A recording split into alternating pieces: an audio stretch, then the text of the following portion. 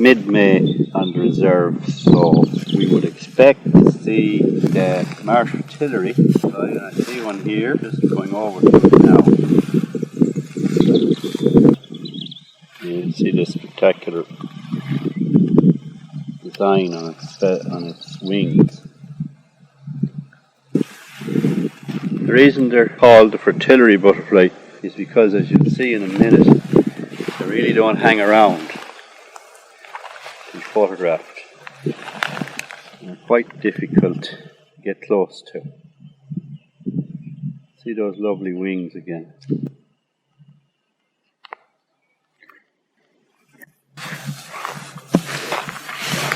Tiny little spiders. This is the habitat of the marsh fritillary caterpillar, found regularly on the edges of bogs, but often reclaimed for agriculture, for grassland.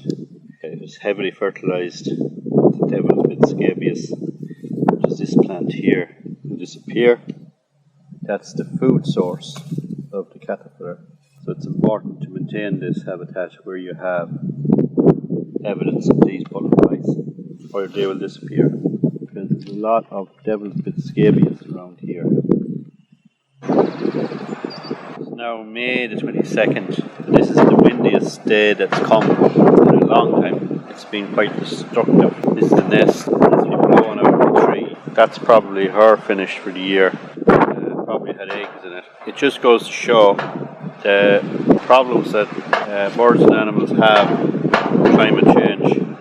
More storms we get, more disruption they get. Mistle thrushes are not particularly common. They build their nests in the most precarious of places. You'd almost think they were stupid, but if things were normal, they would have raised a clutch in this. Things are not normal. As well as violent storms all year round, we have drought, flood, and everything else helping the demise of our wildlife.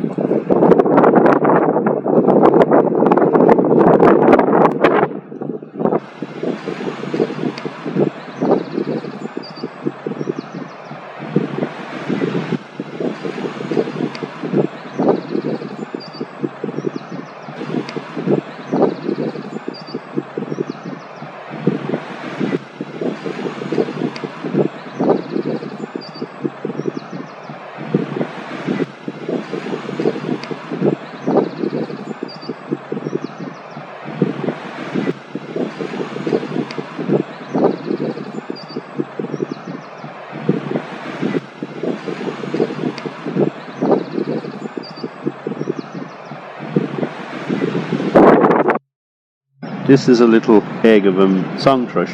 Song thrushes are becoming more common around here. You can see that it's almost in two halves.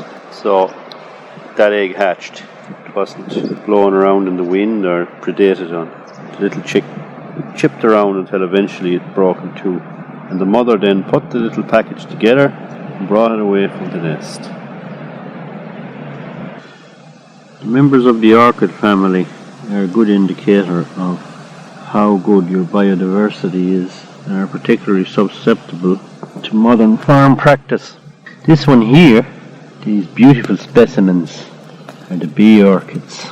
So called because you can see here the flower resembles the body of a female bee and apparently has a scent to attract males.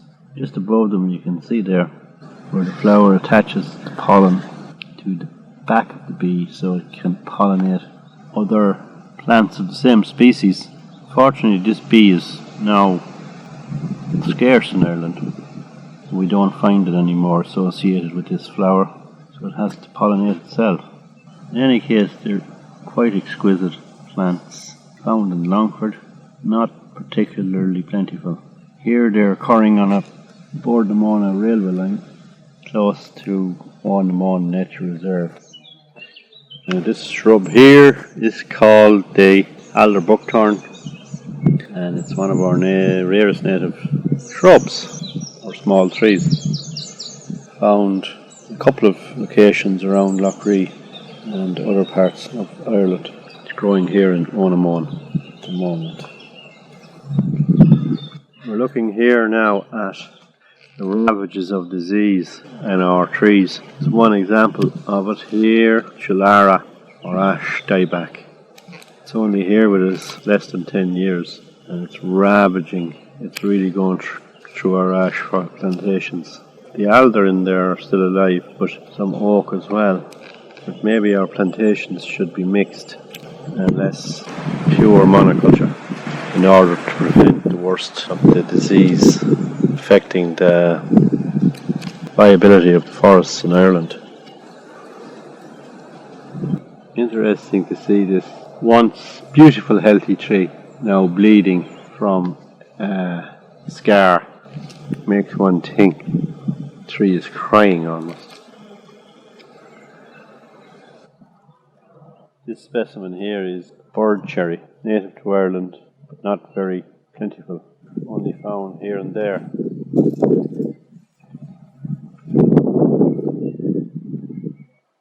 This enchanting, delicate and beautifully textured flower is the butterfly orchid.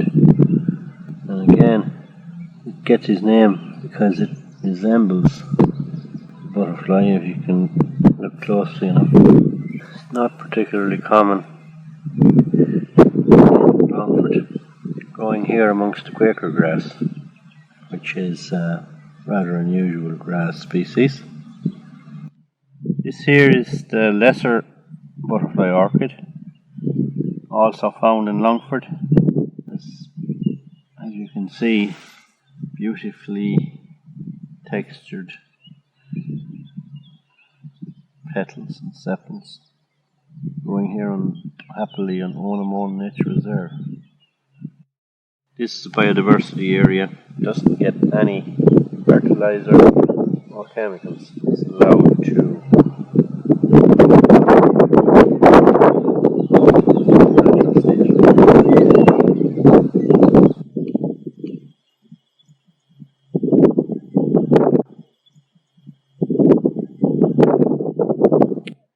this is the Irish whitebeam, Sorbus area Hibernicus, and there are 3 or 4 subspecies. This is the one found in the Midlands, or the more common one. It's still not that plentiful and in danger of being hybridized into extinction by garden varieties.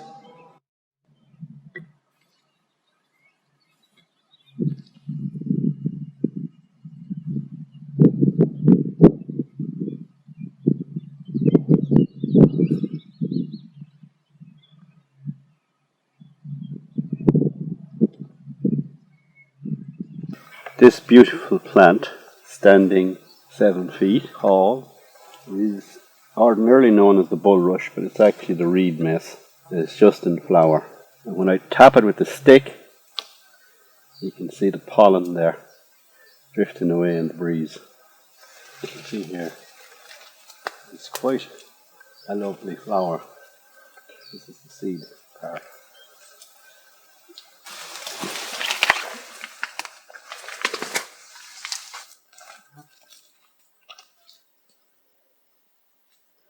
We're out here in the deepest part of Ounamoun Nature Reserve, a true wilderness, one of the most remote places in Langford. And here we find the giant tussock grass, aptly named because it's very tall, often up to 6 feet.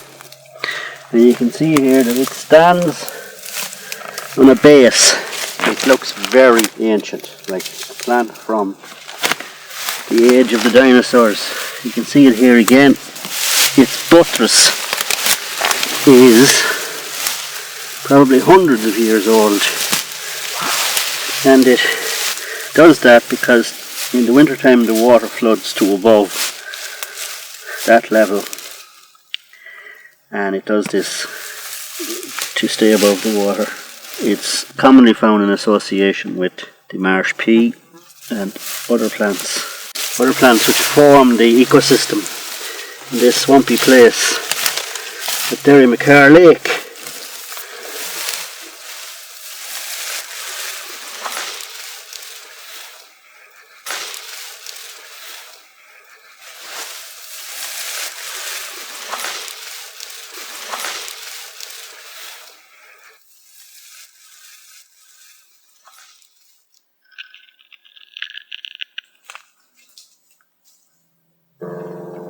We're here on the shore of Dayback Lake. The view is of the stony shore. Much of Ireland would have looked like this after the Ice Age, before soils came to be formed.